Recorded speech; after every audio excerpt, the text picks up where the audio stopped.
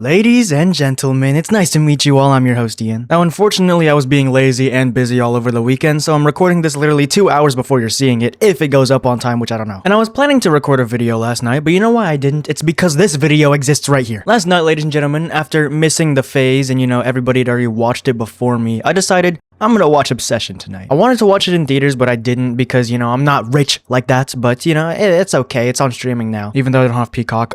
You can just imagine how I got it, alright? Shh, don't snitch! But let me just tell you, that movie got my jaw dropped, and I'm probably not gonna go super into detail about, the movie itself, because, there's a million videos on the internet about that already. I think I'm probably going to go over my review and definitely some questions and some thoughts I had in the car while, driving home to make this video. But quick, right before I start this video, I have a Discord link in the description, if you want to join me, and I might be live on YouTube, so, catch those if you want to. But ladies and gentlemen, the world of Obsession, if you do not know, because I bet there's a lot of people who do not know, even though this movie is so popular, I'm probably just going to explain it real quick. We have this dude, right? He works at like an instrument audio shop. I don't even know what it is, but he works with 4 of his coworkers. His name is Bear, and he's a literal loser. He's like the definition of a loser. He's relatively antisocial, doesn't know how to talk to girls, doesn't know how to express his feelings when people ask him about it, and he's, just a loser. He has 3 coworkers, 2 of them are girls and one of them is a dude, and he has a crush on one of the girls. Her name is Nikki. Now, Bear here is a simp. Big simp for Nikki. And Nikki just put in her 2 weeks, lost like her crystal jewelry or something like that. I don't know, something like that. She lost some piece of jewelry. And Bear decides, why don't I be a good guy and I go buy her new jewelry. So he goes to a vintage antique store and finds what we call a one-wish willow. And that's just like, I'll explain it. The one-wish willow is an item from the 80s, a collectible stick in a box. And basically you make one wish, you break the stick, and that wish comes true, supposedly. Now I don't know why Bear's dumb butt decided it would probably work, but he bought it anyways. I don't know why. Basically he doesn't end up giving it to Nikki. He uses it himself and he breaks it and wishes that Nikki would love him more than anyone else in the world, and it comes true. And that's the premise of the movie, basically. Nikki becomes absolutely obsessed with him to the point of psychosis, and she's crazy basically, and things go bad. Now, blah, blah, blah. If you've clicked on this video, you probably know the whole story, so I'm just gonna go ahead and cut to the chase. Me and my brother were talking in the car about this video, and actually we brought up some good points. The people in this movie are stupid. Me and my brother were talking about what we would do with the one-wish willow. And so naturally we have to talk about what they did with the one-wish willow in the movie. Now, the wish that I hate the most, and I hate that it always comes into people's minds whenever they think about, their genie in a bottle kind of one-wish thing. They wish for infinite money. Now, there is a catch to this, because it says not what Ian does in the movie, Bear's coworker. And Bear decides to ask him, hey, can you make this wish to contradict my wish so that my wish doesn't come true again, because he hates that Nikki's obsessed with him.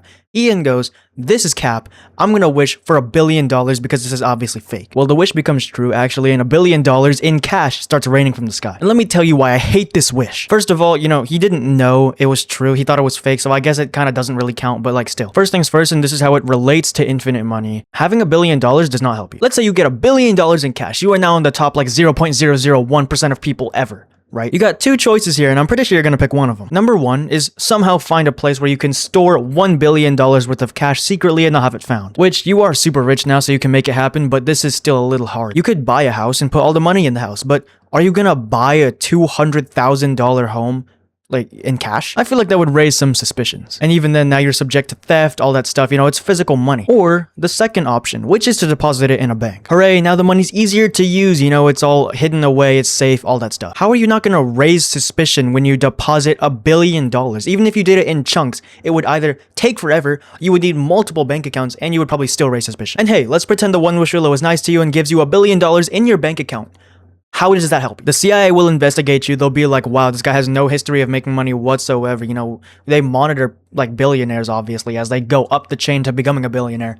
This dude just popped up out of nowhere. All right, they're gonna suspect fraud, they're gonna arrest you, all that different stuff. And that's why $1 billion in cash is just not that smart. But it does have one advantage over infinite money. Infinite money has a problem that $1 billion does have, but on a much smaller scale. You're devaluing money. Let's say the government doesn't even care. The banks are like, yeah, you can keep your infinite money in this bank account. It doesn't even matter, no problems, right? You're still devaluing money because you're just pumping new money into the atmosphere. The more money there is in the economy, the less that money is worth in general. And that's why I think this wish is dumb. But I have my own contradiction. And I will say this wish is very shallowly thought of. I just kind of came up with it. I kind of looked at the logistics of it. It looks like it's good, but there could be some holes. And that is the wish to always be wealthy or to always be rich. Think about it. In this fashion, you could always have money. You could always have enough money, as much as you need, but you won't be the top of the top or the lowest of the low. You know, you'll be at a spot where, you know, you're not going to get spied on, but you're rich. You're well off. It's enough to live your life comfortably however you want it. And to always be rich means that no matter what state the economy is, you're always going to have enough money to live comfortably. You're always going to be rich. You're always going to be well off. If the economy takes a nosedive and, you know, everything goes terrible, you're still going to be fine. Your money's not going to devalue because you'll always be rich. And you're not necessarily specifying that it's money. Money comes in the form of assets too. So, you know, you might have some real estate, you might have some nice cars, some Pokemon cards that are worth a lot. You know, you'll be rich in different situations that are just having a bunch of money. And here's another point that applies to always rich as well as infinite money, but does not apply to $1 billion, is that this is any currency. This is not just USD. If you're always rich and it doesn't matter the location, you can literally go to Korea and have 1 trillion won. It doesn't matter because it's impossible for you to be poor. So no matter where you go, you can go to Antarctica and you'll be rich in Antarctica. But that's my take. I think it's a good wish. You know, if you don't, then you can, you know, tell me about it. But there's another thing that my brother and I were talking about, and that leads me to my second topic. He was talking about how he wanted to do teleportation, and I thought that was kind of dumb. We were kind of talking about it, but that's not the point of this. After we talked about teleportation, he asked me what I would do with the One Wish Willow, and I thought about it for a good second, and I thought about knowledge. Imagine having infinite knowledge, infinite intelligence, you're the smartest person alive. But there's a catch to this, and I've been over this many, many times. You can't wish for infinite knowledge because you will be depressed. If you had infinite knowledge, you would know the truth about religion. You would know how you die. You would know how all of your family dies. You would know the end of the world. You would know what happens when and where, and everything would be so boring, and you would be depressed and know things that you wouldn't want to know. And I've seen this idea around the internet a couple of times, and I thought it was amazing. To know everything would be bad, and that's why I thought for a while that knowledge was out of the picture when it came to your wishes. Whenever it was like a genie, One Wish Willow, doesn't matter what it was. I would take the One Wish Willow, and I would wish to be able to learn anything instantly. Now think about it, because this is some genius. Once the wish is granted, you are the exact same person. You know, you are still the normal person, except now you have the ability to learn whatever you want, whenever you want. And this means you can keep yourself away from any knowledge you don't want to know, such as your death, for example. But you could accomplish literally anything you ever wanted. You move to Norway, bam, in the snap of a finger, in an instant, you know Norwegian, and you can just communicate with everybody there. Heck, bro, if you want to communicate with a dolphin, you can do that instantly. You want to communicate with aliens 4 million light years away, you just do that instantly. You know how to do it. Well, I guess that's a bad example because you would need the materials, but still, you would have the knowledge to go pro in any sport that you want. You can become a neurosurgeon instantly and just pass all your exams instantly. Found a company, learn how to make a rocket, and learn how to put people on Mars and live there instantly. Bam. You just know how to do that. But all your knowledge is by choice. You can learn whatever you want to. You don't have to know everything. And that is what I would wish for with the One Wish Willow. And I just realized that is a lot of nothing about obsession. And so I think for these last 3 minutes, I'm going to talk about the movie and what I thought about it, because I thought it was amazing. First of all, this is the very first thing that I want to talk about whenever I think about what I think of obsession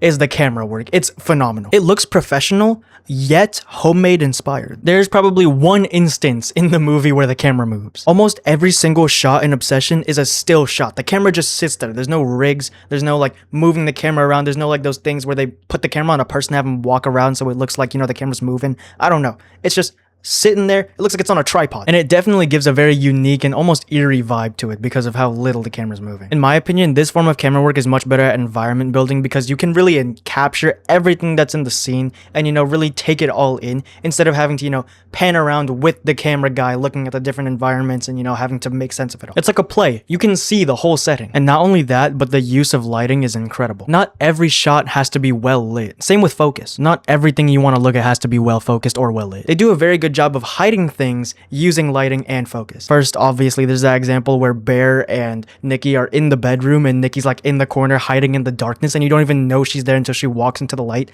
That is incredible because you don't even know she's there, but she's in the scene the whole time. She's literally in frame every single second of that scene, but you don't know she's there. And then there's the scene where Bear and Ian are in the back of the shop where they work and Nikki's just in the background out of focus staring at them. Wonderful use of focus. Mwah. And dude, I just want to say the way that Bear kills himself at the end is incredible. They really got the emotions right because after he takes the pills and decides it's his fate, he's done for, he's gonna die in the next few minutes, he stops caring. He just goes out there and he starts making out with Nick. I think that's very accurate. Like, I think that if you were to OD, like, in those last few minutes, you would be in bliss. You would be happy. He knows that every problem of his is coming to an end, so he's just in the greatest mood ever. And I really thought that he was gonna shoot himself in the head, and I thought that would have been a great ending already, but like, dude, the way he died, he picks up the same pills that his cat overdosed on at the beginning of the movie. And he dies the exact same way. Dude, I could just rewatch that movie 3 or 4 times and not get bored of it. I wondered this the first time I was watching, you know, yesterday, like right at the end of the movie. I was like, why didn't he just give the One Wish Willow that he had to Nikki and have her re-wish to break his spell so that, you know, they could both live and be fine. And that originally was Bear's plan, so I was like, why didn't he do that? That would make things so much easier. Until I realized why he didn't do that and why he decided to kill himself instead of, you know, making a contradicting wish, when he easily could have. There's multiple scenes where you see that there's actually two people inside of Nikki. It's the fabricated one that Bear created and the original Nikki, and they kind of like conflict with each other. And there's scenes where the original Nikki breaks out for a couple seconds and, you know, you can see the real side of her rather than the, you know, fabricated one. And so if Bear had made another wish with another person to, you know, contradict his wish and make things better again, Nikki would still be trapped in that body of hers that, you know, she's being shared with another being, I guess, if that makes sense. And he realizes that he couldn't go on with that because he would basically just be with, I guess, a ghost, like a puppet, basically. Even though he wishes for love and he gets it, it's not really like real love. It's not by her choice. She's being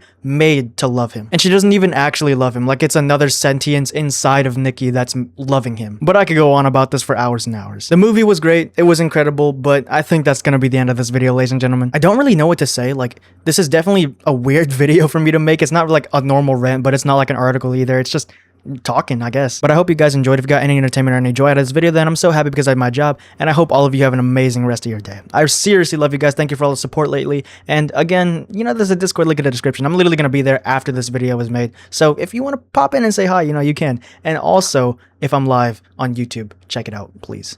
Anyways, I've been your host, Ian, ladies and gentlemen. It's been amazing seeing you all. I'll catch you all later, and I'll see you on Wednesday. All right, see ya.